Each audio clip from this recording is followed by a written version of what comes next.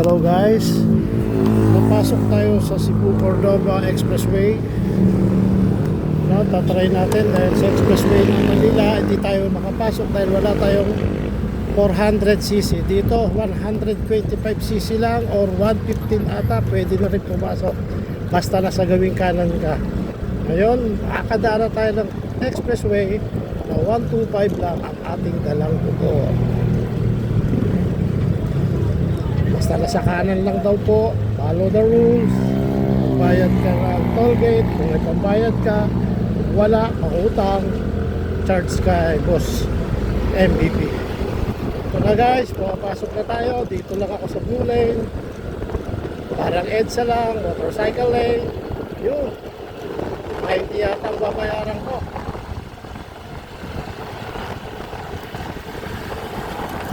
Guys, tama na.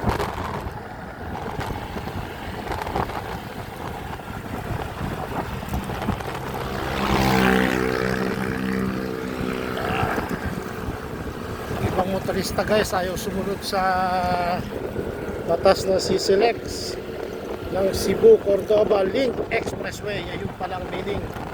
Papunta tayong SM Seaside. Ngayon tinatahak natin, sinusunod natin ang batas nila na 60 km per hour, 50 lang ang takbo natin. Ngayon magbabayad tayo ng 90 pesos.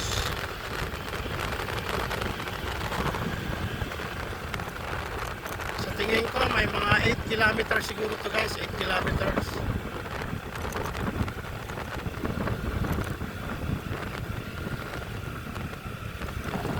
Guys, yan, dito tayo sa motorcycle lane. Magbabayad na tayo guys, 90 pesos. Naka-ready na yan guys, oh.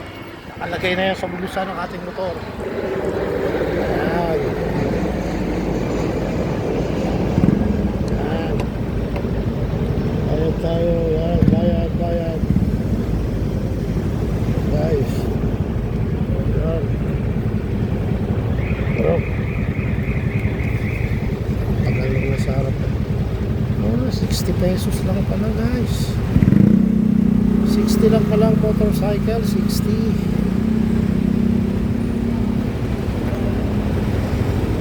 60 pesos lang pala. Kala ko 50 pesos.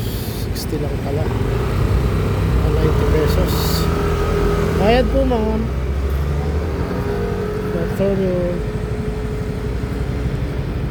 Sana magkaroon din kami nito sa Manila. Pwede mo to, maliit. Thank you. Yan guys, oh.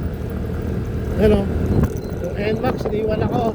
Pero ako, susunod ako sa batas nila. Dito lang ako sa blue lane. Dito lang. Takbong pogi lang guys. Takbong pogi. Kasi yung driver, di naman pogi. Sabi niya nga, may tsura lang siya. Guys. Yan. Guys. Sundin natin ang batas nila. 52 pa lang ako guys, 52. Sira yung aking kilometer reading na na-rent na motor. Pero sa Google Map 53 ako. Yan. Ganda guys, no? Yun, ang ganda-ganda pala. Nagwa-one hand pa ako. Yun. Part pa kanan.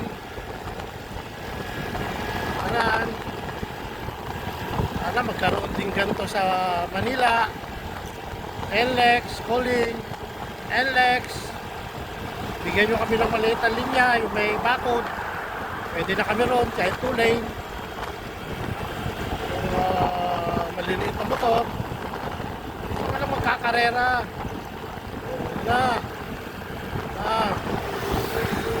Overtake na ako guys, pabagal daw kasi ako. 50 lang ako eh. Lang, magdagdagan ko lang going to 60.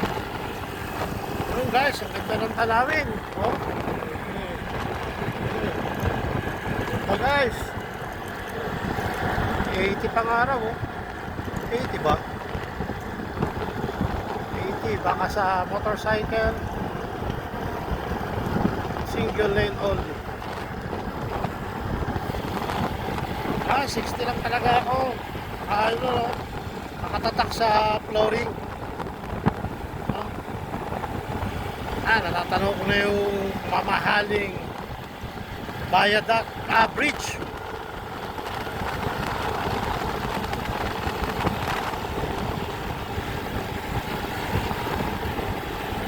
Ayan na guys, ayan na, lapit na ako. Bayad tayo ng 60, pwede na rin. Kaysa matraffic ka sa punyetang lugar na yon.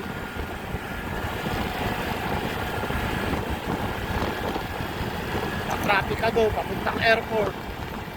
Tama naman, dito ko na lang pala. Kanina, mula sa hotel, papuntang airport ko. Halos 1 oras. O. Guys. Guys.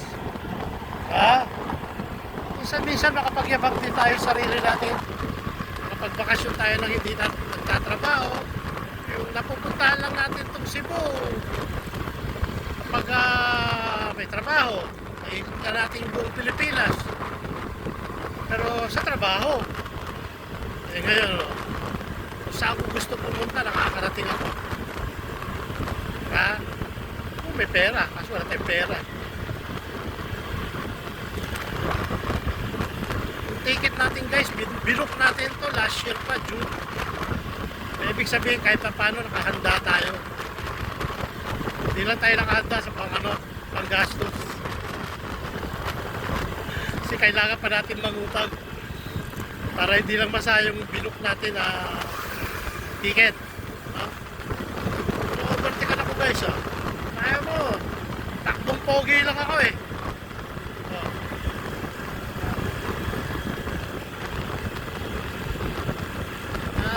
Mga kagoryo, malapit na ako. 1 kilometro na lang. Parating na ako sa pinakamagandang tulay sa buong Pilipinas. Diba? Ang ka pa. Diba? Picture sana tayo doon eh, kaso for breakdown only, not for picture taking. Sinulog pa rin natin yung batas nila. Hindi tayo nagpa-picture doon dahil for breakdown vehicle only. Guys, yan na. Malapit na tayo. Sana maganda kuha ko. Salubong tayo sa araw. Dami pa ng barko ng Pukalyo. Yun. Solar. Overtikan tayo ni Honda Click. Tapos sila kung magbibigay ng award, kung sisilip, malamang bibigyan nila ako ng award kasi sumabay ako, sumusunod ako sa batas nila. Ito na nakabidyo pa ba? Ito na 40 kilometer per hour.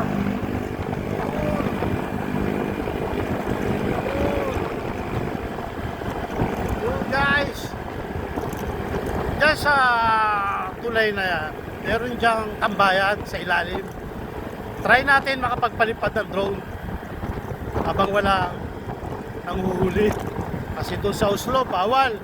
1.5 500 ano lang, abutan. Hindi natin ginawa. Pero kahapon merong nagpakilala sa ating foreigner, nag-try tayo na pakilala siya. Nagpalipad ako ng drone, pinayagan naman ako ng hotel. Kinulang ko sila, mga taga Austria.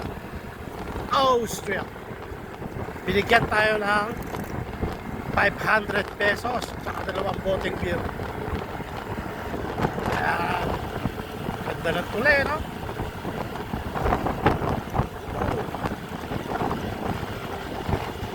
Ganda ng tulay.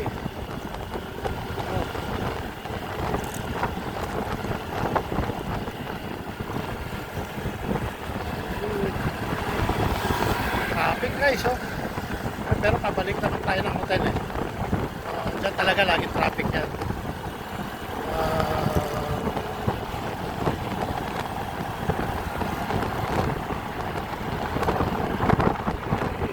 Saan magkaroon na exit pa kaliwa eh. Hindi man lang nilagyan. Pakanan pala. Hindi pa kaliwa, pakanan.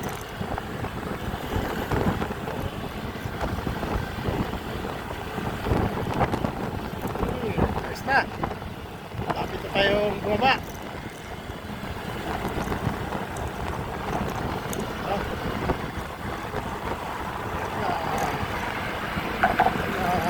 Tapos na yung 60 pesos natin. Almost 9 kilometer.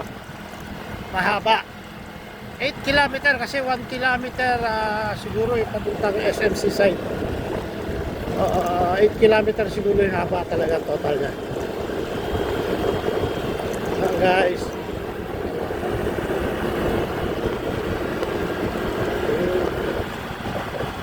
Sulit na rin yung 60 pesos guys. Kesa matraffic ka doon.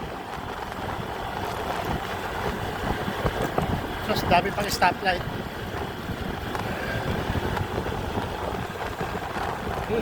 Kumana na naman yung aking speedometer. Toyo to eh. Nasa may-ari siguro nito. Yan yung SMC side guys. Yung winasak ng bagyo nung anong bagyo ba yun? Kalimutan ko na guys eh. Anong bagyo yun eh.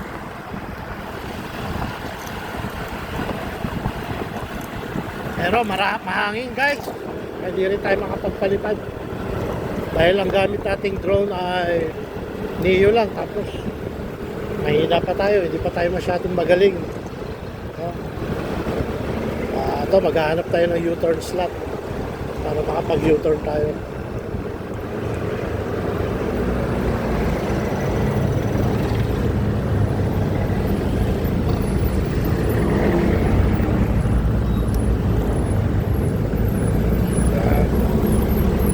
Sumisigit tayo ng konti para maka-U-turn tayo no?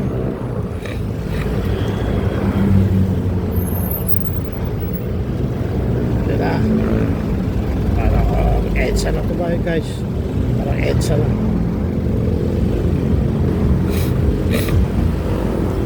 Kailangan natin makalapit sa U-turn slot.